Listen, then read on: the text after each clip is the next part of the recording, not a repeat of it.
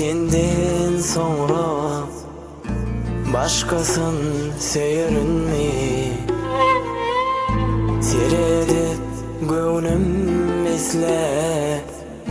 halalım diyerinmi Duydum senin şun duyguymu öveden doyurunmu Anan elip Seydüm ırkım, sevgiğe bağlandım men Terk etme sevgiğin yeter Hasret yok şunun beter Dünyada yaşamana Bana söyleyen sözüm yeter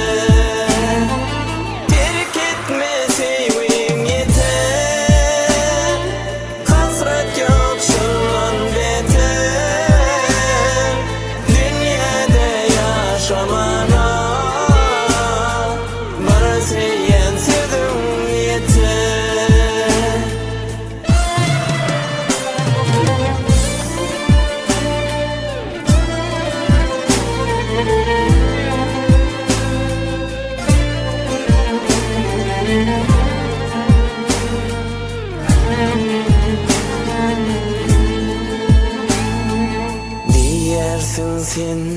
görüşmeli Görmesem ölecek yali Sen diyersin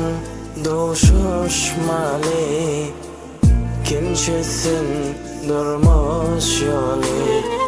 Ölürlele şundan sonra Ödedin çözüp bali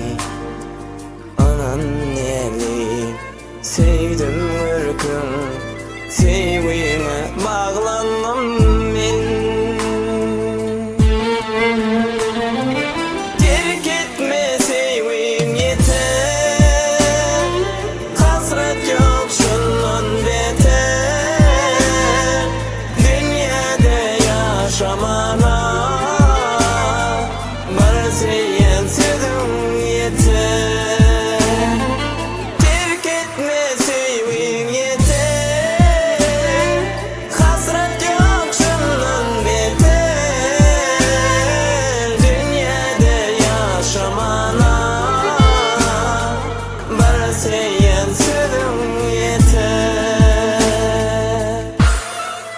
Dünyanın bedevi, gözümün nuru Sen bilen yaşamak bana cennet bağını dövran süren yaldı